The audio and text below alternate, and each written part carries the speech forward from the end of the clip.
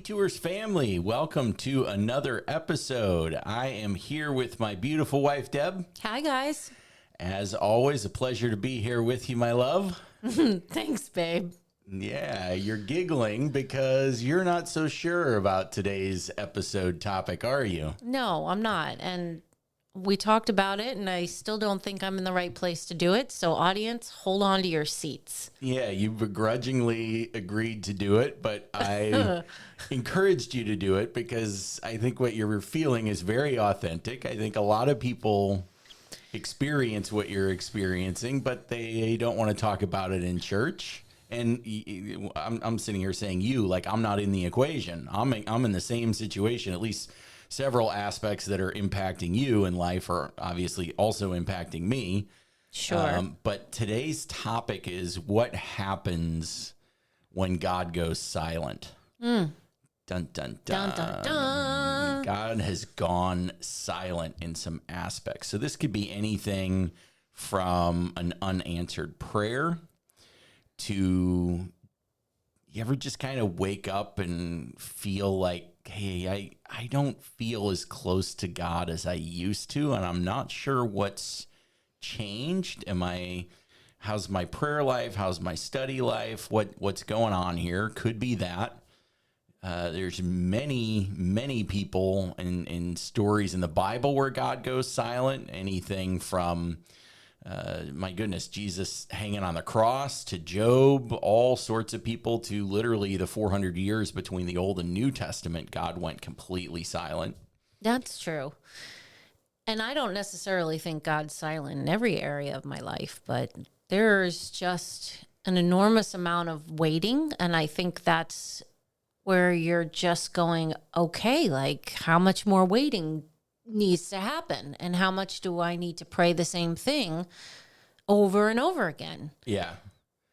Yeah, that can be tough. It's almost like every once in a while I'll be awake at 2 or 3 in the morning and I'll just turn on ESPN and it's always these bodybuilders or something like that, strongman competitions. Oh, I love those though. Yeah, right. They're exciting to watch a guy throw an empty keg over a goalpost or something. But every single one of those guys talk about just eating chicken and rice every day for every meal of their lives and how empty that is. And it is amazing. You just mentioned it, how like God is moving in certain areas of your life and you feel like a spring. Yes. And giving these moments of clarity and just renewing my faith in certain areas where I'll pray for other people and I see things happening for them. And it's a beautiful thing. And then I pray for our things and what's going on in the lives of those that we love, and there's no movement.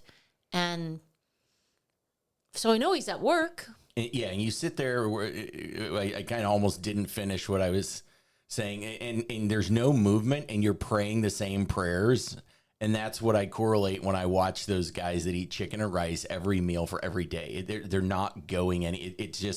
It's very unexciting, and you're sitting there going, am I going to eat chicken and rice again? Am I going to pray this prayer again? It still hasn't been answered. It's been years, sometimes decades, and here we are again. How am I going to, do I need to spice this thing up a little bit? Like, what needs to happen? Yeah, you do wonder, like, am I praying the right way? I mean, I've definitely said that to God. Like, do I need to pray it differently? Am I not praying with the right heart? I don't think I'm praying for selfish things. I'm praying for salvation of, family members. So that's certainly not, I'm praying within his will. So yeah, you have those questions that come up. Like, what can I be doing different? Do I need to sing it? Do I need to write it? Do I need Why does it have to be so hard? For real. Yeah, for real. Why? That's what I want to know. So what to you what does silence from God feel like for you? It depends. Like right now, it just feels. I listen. I told you I was going to be as honest as possible. It's I want to say the right thing, but I don't think I have the answer. So it feels terrible is what it feels like. It feels like I don't distrust that Jesus loves me and that everything will work out. It's just getting to the point where it's the endurance of the middle. Yeah. The middle, you know, not the beginning of the trial, not the end of the trial. The middle is endless. You don't know when the middle is going to be the end. It's so daily.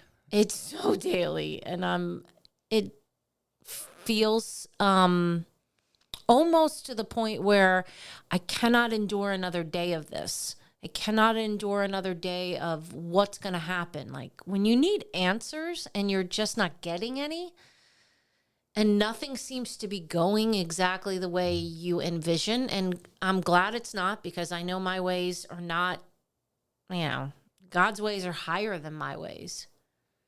But that doesn't mean it doesn't feel like this is too much, Lord. This is just too much to endure. Yeah. And the key word, and we'll harp on it every once in a while, that you just said is feel. It's not like we aren't allowed to feel with God yet. People say those silly things like my truth and so on and so forth. And it's all about feelings. I feel it, but there is, it does mean something. It doesn't mean it's truth, but it does mean something. Sure. And there's a physiological feeling that happens in your body. There's a response your body gives you, whether it's a wrong feeling or a right feeling. And that's the battle. Like that visceral feeling of impending doom is, I can't pretend it's not there. It's we all do that. Literally there. We all do that, where we play out these worst case scenarios that are aliens are going to land and they're going to abduct you before the worst case scenario that I imagine in my head comes true. It's more likely that you're going to get abducted by aliens than the scenario I'll play out in my head for one thing or another. Maybe it's work related. Who knows? But we all do it. And it meditation can be a good thing and meditation can be a bad thing. It depends on what you're meditating on. And that's where you really have to be careful. Proverbs chapter 4 talks about guarding your heart. Mm-hmm. You really, you talk about arresting and replacing. Right. Taking every thought captive into the obedience of Christ. Yeah. And it's an opportunity to flex those muscles. And sometimes that's uncomfortable. We've all gone to the gym and worked out too much. And the next day we woke up sore and you could barely walk. I think there's this childlike, maybe it's still immature of me to go, okay, I've done all the exercise. I've trained like a champion. Where's the victory? And I know I sound like a child when I say this, but I can't help that's how it feels. And again, feelings are not facts. But just as I said before, it's a sensation in the body that feels like doom. And I don't know how to get rid of that. Yeah, it's definitely something I think a lot of people wrestle with on a lot of different levels. You don't ever see teachings around this. You don't see a lot of people opening up about wrestling with these kinds of things. Like, this would be a great topic to talk to my parents about, as far as like when they were praying for my brother. Right. And when he was really sick, or he was in the hospital. Obviously, when he was born, he was in the hospital 9 months later. That in between for them, how long was that, and where was God? He that's tough, man. That's tough, and you can feel disappointed in God. Going, like, I remember my mom saying, "God, why did you allow this? I honored you in my marriage. I waited until I was married to have sex. I've been to church my entire life. I tithe, I this. And she literally, almost like she was building a case. And at the end of the case, she was like, but you still took my child.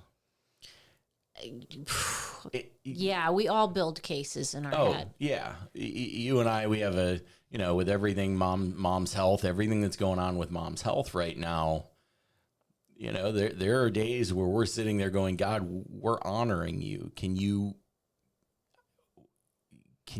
drop a crumb? And I do see crumbs in other areas, and maybe I'm supposed to equate that to here's your crumb. I am still listening. I am still here. And a crumb from God that's the Almighty of the universe. So I don't want to sound irreverent when I say crumb. Oh, no. But I'll take God's crumbs any day. Absolutely. Any day. And it's in a lot of different areas where I can see him talking to me. We mentioned it the other day when I was writing a Devo, and I write these Devos for Calvary Fort Lauderdale weeks in advance. I mean, weeks in advance before I even know what even is going to be. Months sometimes. Yeah. Before I even know what's going to be taught from the pulpit. And then when I see the sermon, I'm like, wow, holy moly. I asked you to help me write this. Give me the words, Lord. And it's literally being confirmed on a pulpit. And so I can see him at work. I can see him at work in lots of different areas for the people I love and I pray for on a regular basis. But there is just no movement in this particular area of mom and dad. And it's applying a tremendous amount of pressure on us. It's so intense. On so many levels. It's not even just one level. Like if it was just finances, it'd be easier to deal with because you don't have the weight of everything else. But it's also all these doctor appointments, insurance, doctors, health, siblings, finances. Yeah, it's dementia, broken hips. I mean, you name it. Yeah, it's a bag of depression, menopause. Oh, it's so fun. It's so fun. Just look forward to the glory, right? Yeah. One day you're going to be in a glorified body, and the endurance will be worth it. And that's so many, like, God's attributes are outside of time. His peace transcends time, and so does hope. That's one of his attributes that you have to hang your hat on, is just that hope that, yep, he's going to fix it. I know he will. I just would want it to be like yesterday.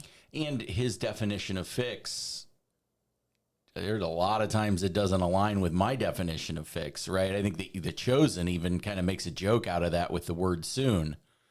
Simon Peter has a kind of a running joke through the seasons of Jesus using the word soon. His definition of soon is different than our definition of soon. Yes. So his definition of fix, we have our mindset on their current assisted living facility and this, that, and the other. Like, we have our expectation, but are we putting God in a bad position because our expectations are off, I do wonder that. When mom was supposed to go to a rehab center and we were praying, on our knees, on our face, crying, please. And the insurance company said no. We just thought, I can't imagine that they're not going to let her have rehab. And this is after a major surgery. Yeah. She's basically 85 years old, had major surgery, was down for the count. And the healthcare, health insurance provider denied rehab. It was, and we were fascinated, and the amount of calls and the amount of effort to get that and still get a no, and then months and months later, 6 months later, dad's in a rehab, and we realize how wretched it is and how horrible it is, and so our expectations weren't met 6 months prior, but in hindsight, you're like, wow, thank you, Lord, for not answering that prayer. Thank you. Yeah, our expectation was rehab was the best thing for mom. Oh, but then when we saw dad, when we saw dad in rehab, we were like, oh my goodness, dad is so much stronger than mom. that he could barely handle it. But mom in that facility, oh my gosh, that would have been would the have worst. sucked the life out of her. Worst 2-3 weeks, whatever it would have been of her life. Yeah. And 5. Yeah. 5 weeks. Yeah, that was horrible. So thank you for not answering that prayer, Lord. Yeah.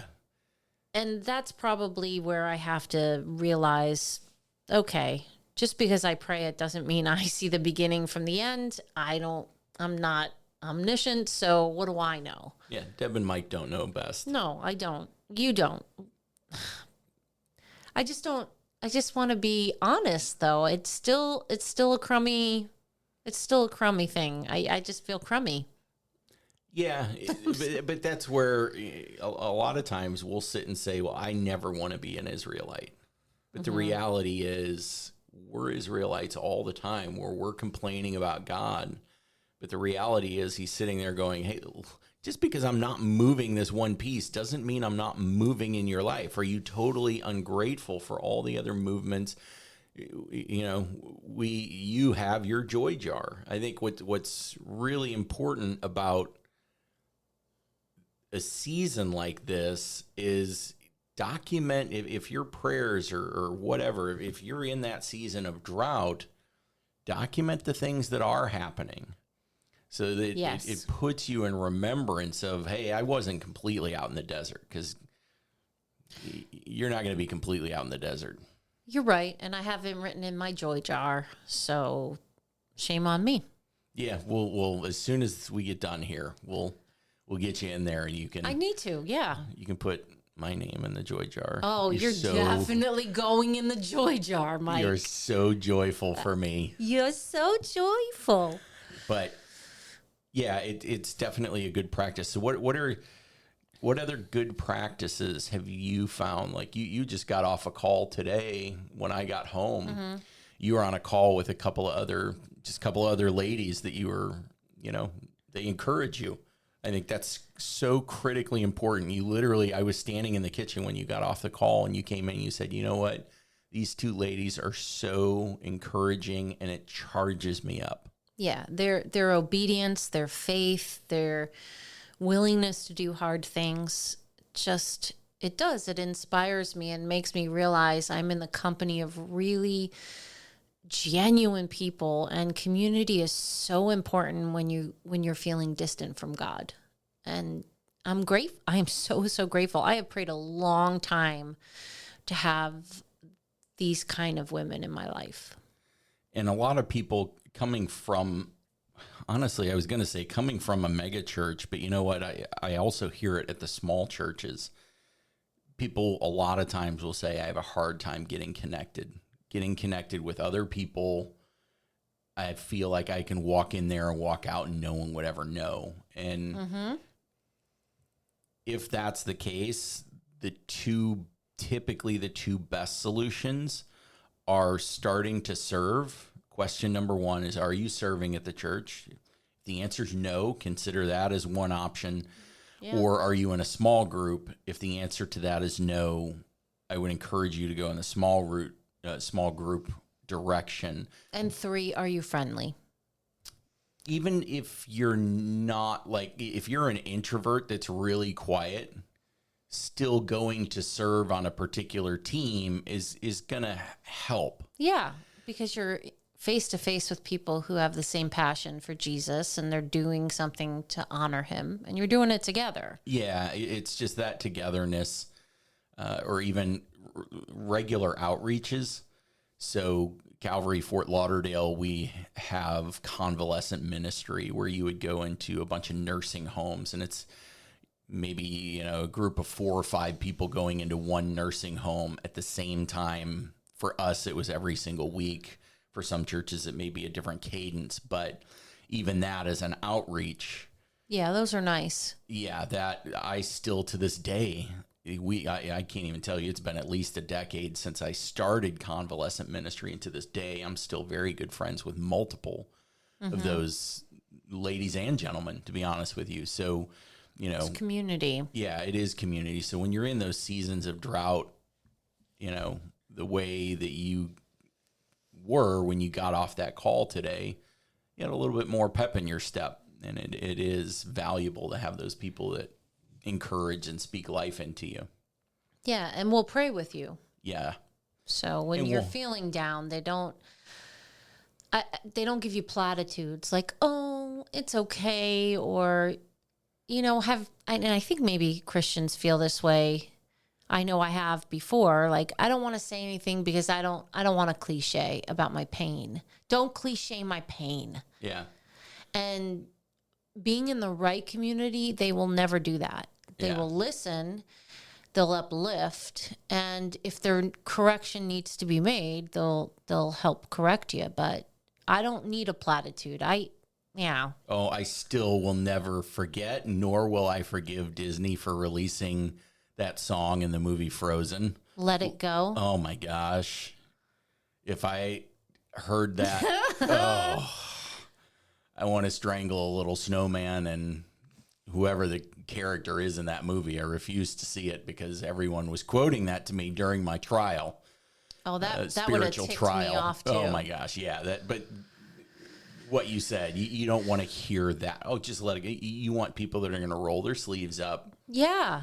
And when you're praying for something for 1,000th time and you don't have the words and you have a friend that will get on the phone and pray for you on your behalf, It's golden. it means all the world. That makes family. It does. That's so many people make a big deal about family and they talk about family and this, that, and the other. But the reality is these two ladies that you talk, they're not going to sit there and talk about family. They're just going to be family. Yes. They're going to, Deb, what do you need to pray about? Let's pray right now. Or text me, I'll pray. They're not going to sit there and talk about family. They're just going to do it. Right. And particularly if you don't have anyone in your family who's saved, you have to have community because you need those people who will labor for you and go to the throne of God for you and intercede when you have nothing left to say and you're just empty and you're like, I just can't do it anymore. They pick you up like Moses, Aaron and someone else, I don't remember who, held up Moses' arms when he was too tired over the battlefield. Yep. I wonder who the other guy was. I can't remember either. But maybe it was his father-in-law. But needless to say, like, he couldn't do it in his own strength. And they came alongside him. They didn't say anything. They didn't preach to him. They didn't, give him some platitudes. They just lifted up his arms and helped. And if his arms dropped, what happened? The battle was lost. They started losing the battle. Right. And that's what it can be like. If you don't have friends that can lift up your arms, you can start losing a battle. That battle could be depression. Mm-hmm. That battle can be anxiety. That battle, I can rattle off all sorts of words that Christians aren't supposed to say because we got Jesus. But the reality is, sometimes we take our eyes off Jesus and all you can see is your pain. All you can see is your scenario. And you do need those friends that snap you out of it and go, hey, you're a Christian. We are not immune to these trials. Doesn't mean Jesus doesn't love you. Doesn't mean this, that, and the other. What's the famous prayer? God, what is it? God don't. Bill says it all the time. Oh, God, yeah, don't. your favorite prayer for sure. You say it all the time. Strengthen my back. Don't loosen. Don't lighten the burden, but give me a stronger back. Right. That's a tough prayer to pray, and it's a tough thing to live out. I know. Every time you say it, I want to rub my eyeballs out of my sockets. Yeah, that's your move for stress. Is you'll stick your fingers. So, guys, if you ever see Deb and she's walking around with her fingers in her eyes, it's because she's stressed. You're stressing me out. Yeah, that prayer is it's a great prayer, and I don't want to diminish how great that prayer is. But it's like one of those prayers. It's like when you pray for patience and God's like, okay, sure, I'll help you with patience. And then you have every annoying thing possible happen so you can exercise patience. Well, that's the kind of prayer, when you pray that and we're one flesh, I'm like, oh no, what else is going to happen? Why you got to pray that? I know. Pray for a lighter burden. Yeah, and I know that sounds, spiritually immature, but I do think that in the back of my head. I don't always say it out loud. And when you said we're not supposed to, as Christians, to say certain things, I think I'd like to really circle on that, because this is probably why I didn't want to do it on this topic, because I'm supposed to have it all together as a Christian. I'm supposed to not be disappointed in God sometimes. And we don't talk about these things in church settings because we're afraid we're going to be judged. Yeah. And what does that say about our churches? You know, we need to stop being afraid to be, you know what, if you want to judge me, fine. You know what? I bet everyone struggles with this. I have no doubt that people struggle with waiting on the Lord. I have no doubt that people have struggled with their own sense of like, why isn't it going down the way I thought it was going to go down? Right, wrong, or indifferent, people struggle with it. And if we're not going to talk about it, then we're just playing church. Like, that annoys me. And I think that's why some of the youth are falling away from the church, is that's an authentic topic that doesn't get addressed very often. Right. Like, it's almost a little bit taboo to say that you're having a hard time with God. Yeah. It's one of those, if you shy away from topics, in a topic, I think I might have even mentioned this on the podcast before, but like churches, a lot of churches do a bad job talking about evolution. And we send our kids off to these colleges that do nothing but teach evolution is it, man. It is the only answer. And we don't educate our kids on micro versus macro evolution and just unpack all of that. The fact that we won't even talk about it, we don't even address it when they go to colleges and they start talking about all this, it plants those seeds of doubt. Yes. And you can sit there and you can talk about Jonah, and you can talk about Daniel in the lion's den, and you can talk about this, that, and the other. But if you don't address that doubt in an authentic way, that can really cause problems. And I think that's part of the reason why the youth has fallen away from the church. Luckily, we're seeing the pendulum swing the other way right now. Right. And we're seeing a tremendous amount of growth in our youth over the last year or two. But what I think part of that problem is not just that kids have doubts, it's that people are not biblically sound enough to address those doubts. So instead of addressing it with biblical truth, you almost like, oh, you doubt God? Like you clutch your pearls because you don't have an answer for why they doubt. Like, there's not good apologetics being taught and good Bible exegete, where you break down a scripture word for word, verse by verse. We're just biblically illiterate a lot of times in the American church. And so we don't know how to address micro versus macro evolution and how that, we don't have answers for that because we're not in our Bibles. I agree with that, or we feel like as Christians, it's not okay to say, I don't know. Let's go ask a pastor that question. That's a good question. I never thought about that before. Right.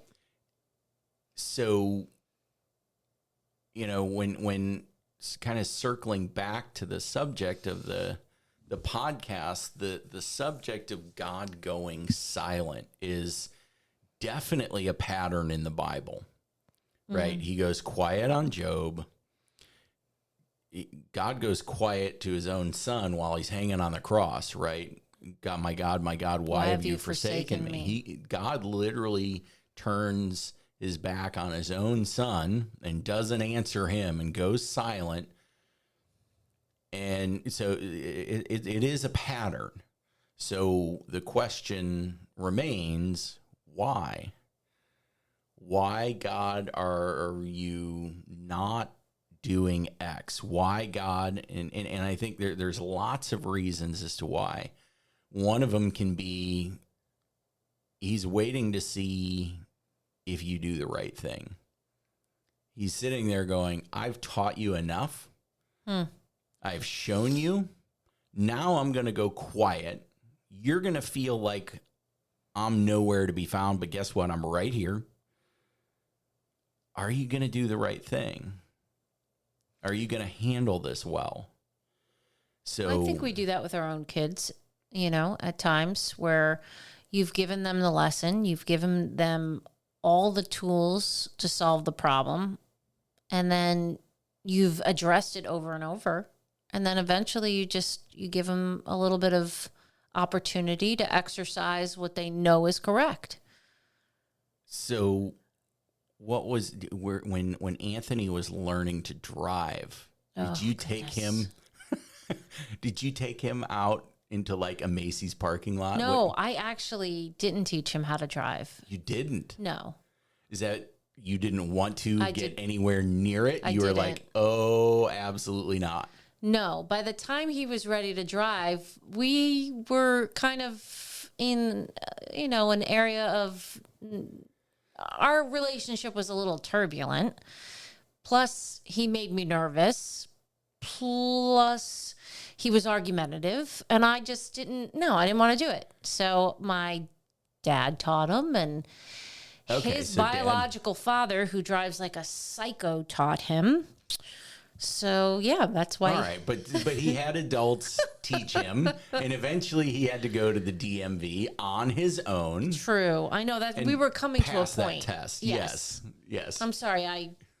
You asked questions. I veered. I think that was the most relatable 60 seconds in the history of our podcast.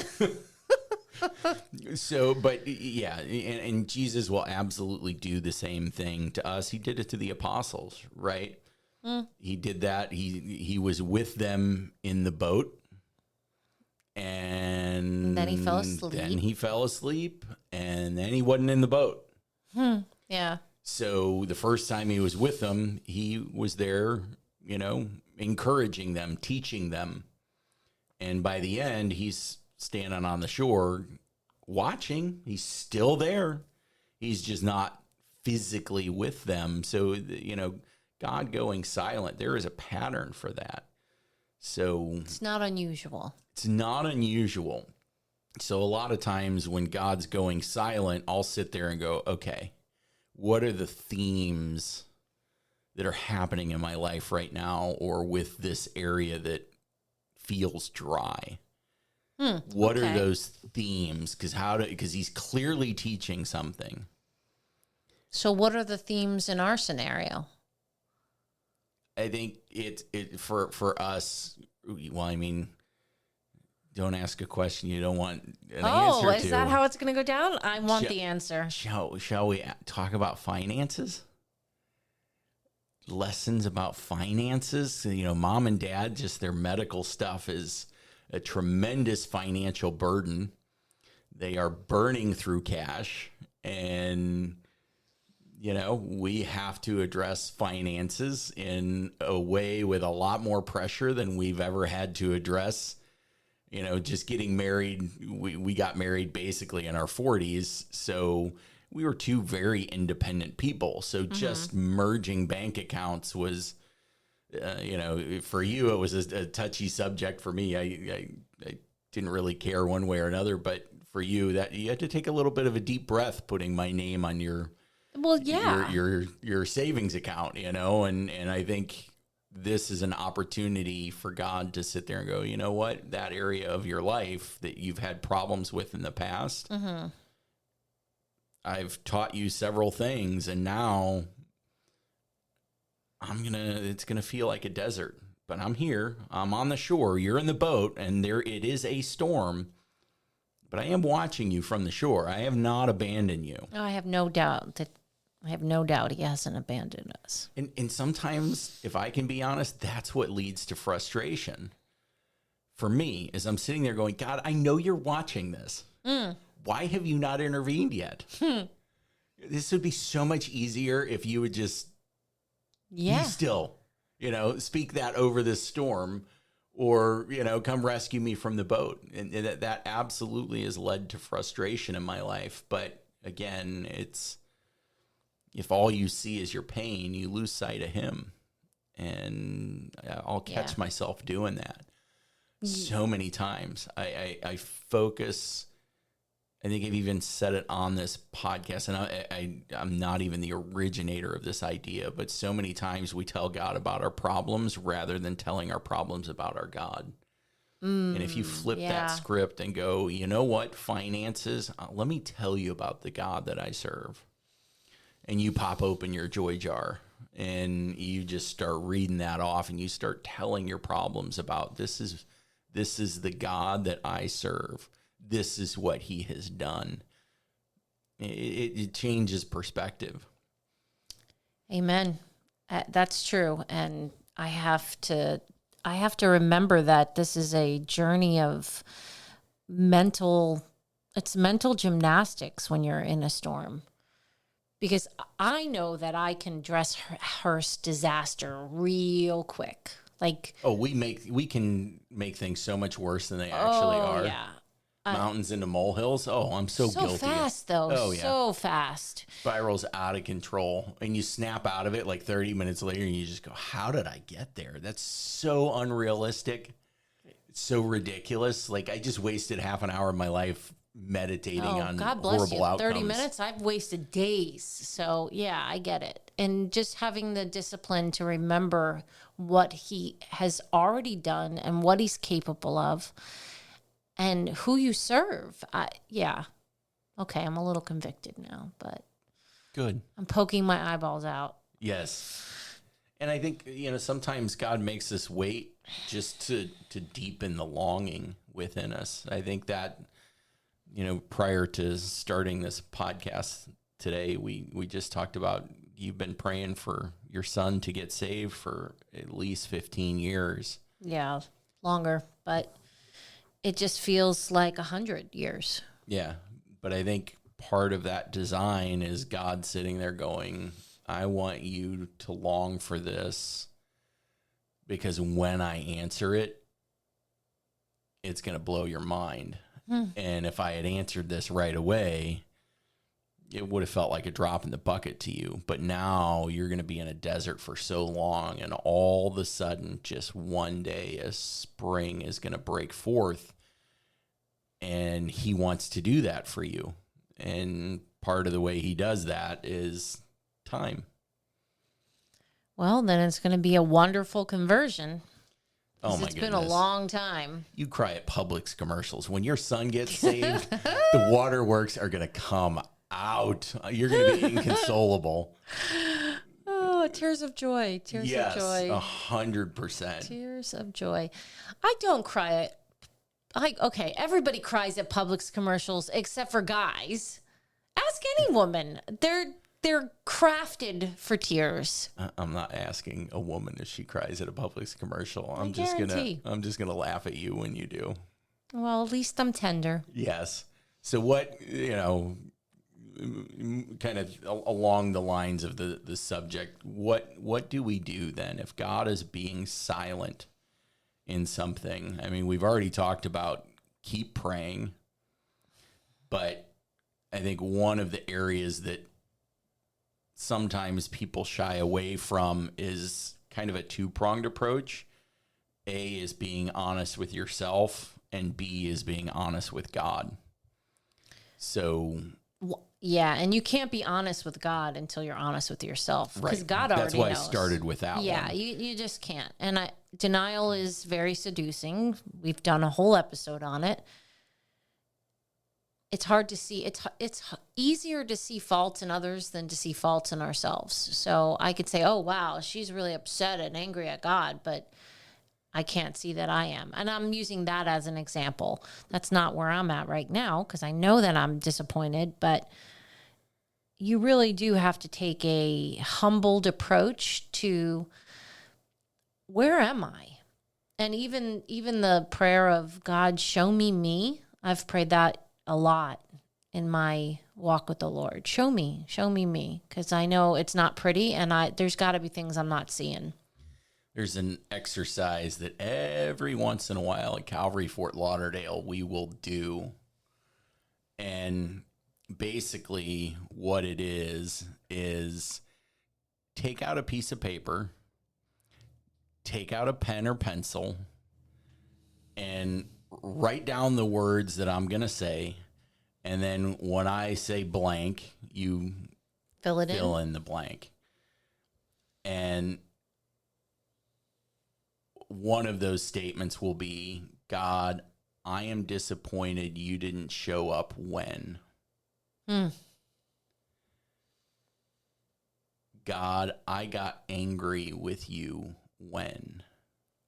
Wow. God, why haven't you answered my prayer about? That's got to be therapeutic. And getting the exercise goes on. It's not just limited to those three. I But want those. If you haven't done something like that, especially you loving journaling and so on and so forth, getting that out on paper and then stepping back and looking at that and then kind of mentally handing that piece of paper over to Jesus and say, I'm disappointed I'm stuck in this desert. Why do you have me here when you could pull me out so quickly, but I don't see you moving? And what I'm saying, this desert, whatever that may be, it may be praying for a prodigal, like you've been praying for 15, 20 years with Nino. It may be some situations like we have with our parents and their health and their bills. Insert anything there. It could be whatever you want, but it can be very therapeutic because it forces you to be honest with yourself and present things to God that you don't normally present and get that out, right? It's kind of like, I think we just did the anger episode where we talk about, keeping that stuff inside, and if you don't address it and you don't let it out, it just kind of... It festers and boils up and out your mouth in ways you just regret. And you can absolutely have that perspective about God. Not saying that perspective's correct. He's perfect. Right. For sure. But again, disappointment is a feeling, doesn't make it truth, but it doesn't mean sweep it under the rug, that feeling. Get it out and wrestle with God and go, God, what gives here, man? That's what's so amazing about David, King David, to me, in the Psalms. That I love the lament Psalms. Yeah, he does. He starts off with either frustration, anger, sadness, disappointment. Every span of human emotion is in Psalms. And then always turns out to be, but I know who you are, God. I know what you're capable of. You're the great deliverer. You're the fortress. You're the warrior. And I know a tremendous amount of it is fiction, but that one of the things that Chosen does do so well is show Jesus teaching something, the disciples not understanding, and him getting frustrated that they're not seeing the big picture. I have no doubt God is frustrated on one level or another with me. Sure, with all of us. And if we feel, our emotions are born out of the creators, right? I mean, we couldn't have any of this had he not created us. Then if he feels anger, if he feels frustration, if he feels joy, if he feels happiness, we feel those things too because we're made in his image. Yeah, and so many times we can just get... It's taboo to turn to God and have the conversation to say, God, I'm disappointed that you didn't show up when such and such happened. And to sit, almost just think like you and I, in our marriage, if you couldn't come up to me, if you were feeling disappointed that I didn't do something and you couldn't approach me with that, even if you were wrong, if you couldn't approach me with that, again, that would sit and fester inside of you. And whether it was right or it was wrong, it becomes toxic. Where if you're safe in our house and you know that you can come talk to me and you do come talk to me, one of three things happens. It comes out, hey, Mike, you know what? You were right. My expectations or something was off. I'm sorry. Or it's the other way around, where the shoe was on the other foot, where my expectations were something, or there's some level of compromise. But that fourth option of not talking about it, Yeah, that's not healthy. if it's not healthy between you and I as husband and wife, it's not healthy with God. That's such a valid point. And so, And you said safe. I feel safe with you, Mike, to tell you I'm disappointed. And we need to feel safe enough with God to be able to do that. And if we don't feel safe, then that also needs to be discussed with God. Why, Lord? And that's a great question for God. God, why don't I feel safe bringing this to you? Mm-hmm. We were driving just yesterday, and we were talking about something, and it was around how one of us was feeling some anxiety, and you had mentioned something about it being from God, and we kind of had to go, wait, that's not the God we serve. Anxiety is not from God. He is the Prince of Peace. What's off here? Yeah. What's off in our perspective, and we need to realign that. Yeah, that was me. Yeah, but I don't remember what exactly the topic was. I wish I could. It would be a lot better if I could get specifics on it. I don't remember. I remember where we were. Yeah. I remember it, but I don't remember the conversation exactly. That we were going to enter into a new storm because God that's what it was, said, yes. Are you willing to be uncomfortable for me? Yeah. And I had God gave me that question. He planted that question in my brain. And I told you, hey, God's, infected my brain with this question of, are you willing to be uncomfortable for me? And your immediate reaction was, doom. The sky is going to fall. Chicken Little. And, I had to go, hold on. I don't get from God when he asked that question that right. The sky is going to fall. That's not who God is. He's a loving, right. Prince of Peace. So, he could be bracing us for something, but our expectations and our perspective of him needed to be adjusted. And so we had to take a few minutes and kind of process through that. I'm grateful we did, because then it made me realize, wow, that's my first reaction in this season, that something worse is coming. That's a skew. That perspective is a skew, I think. And just that exercise alone, when you're in a season of waiting, is so healthy. And going back to something you said way at the very beginning, the beginning and the end are easy. It's the middle, because it can be really long. And you don't know when it's over. It can be so same that doing exercises like what we just talked about can get weary. Yes. But, partly because you don't see an end date. That's what frustrates me. Well, and it's the weight of discipline. Discipline does have a weight to it. Well, for certain it does, yes. And that's where I often think about King David long before he was King David, when he was out in the field. If it was 2025 and he had his slingshot, he'd be sitting out there, on a Thursday doing target practice on a bunch of Coke cans, and he would have done that 10,000 times. But the point is, he still did it. He still, in the mundane, honored God. And he was out there practicing, because if any wolf or anything came for his flock, he was staying sharp.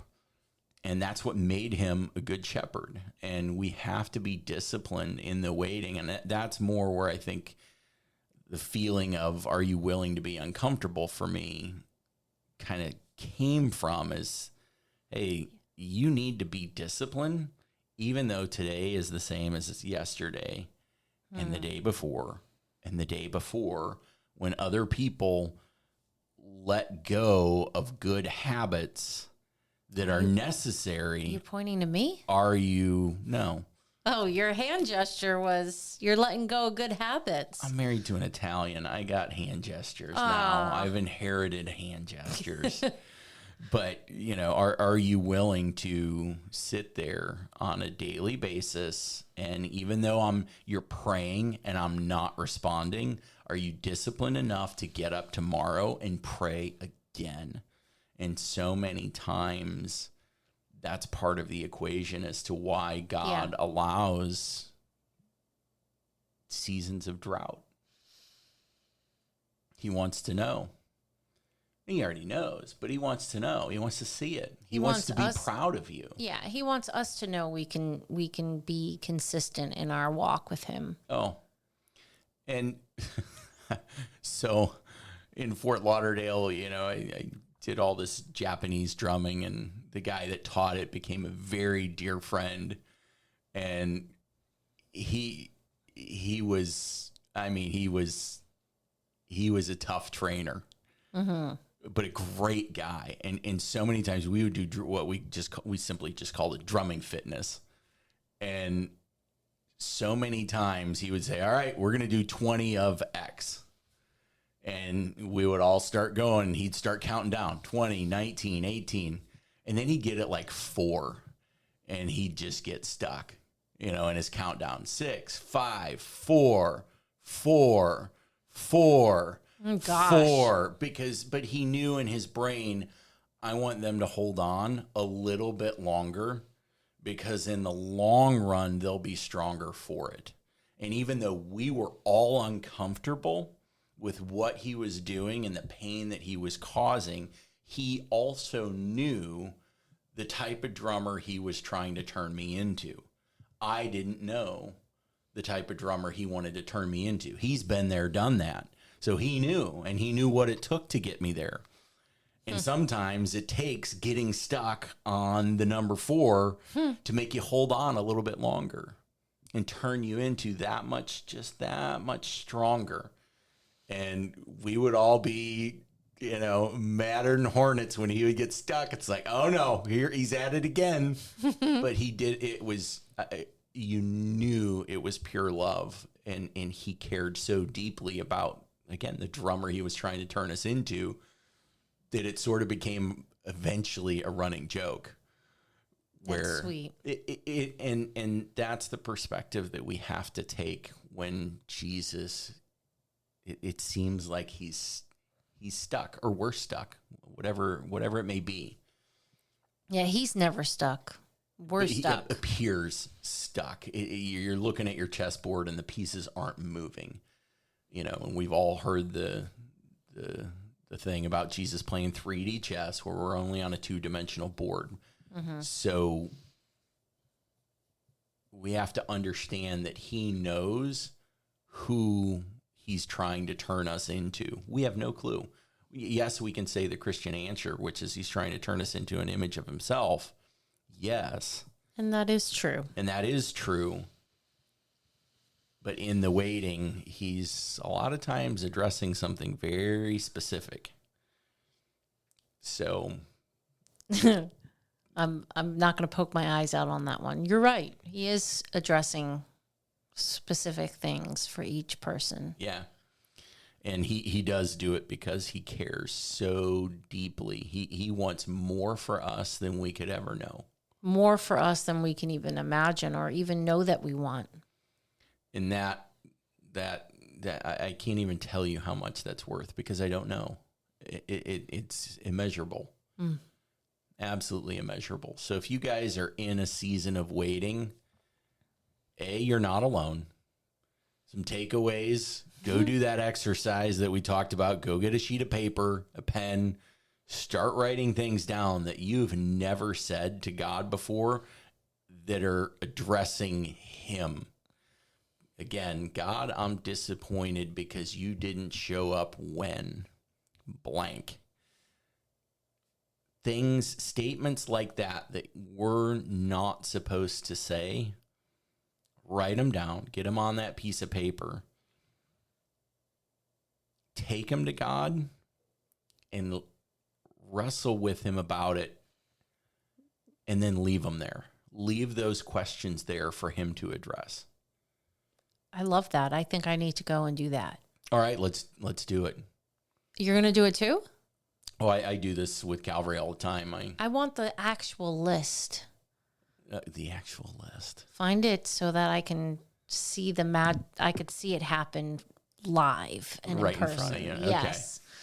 Well, that's a takeaway for you guys, a really solid exercise that when you're in a season of waiting can really help you get some things out and be honest, being honest with yourself.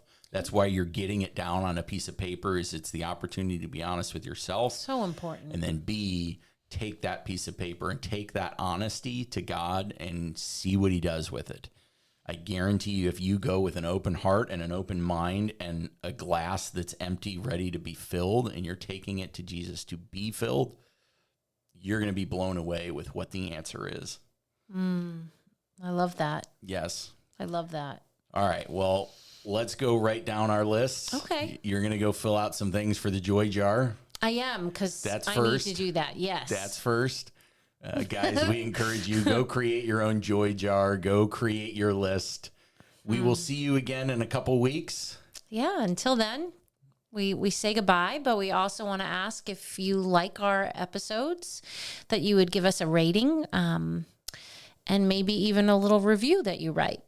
That would be amazing. On Spotify, on Apple, everywhere that you can get your podcasts, you can get us, and those ratings would be amazing. But Yeah. for now, we are saying goodbye. We will see you again in a few weeks. Bye, guys.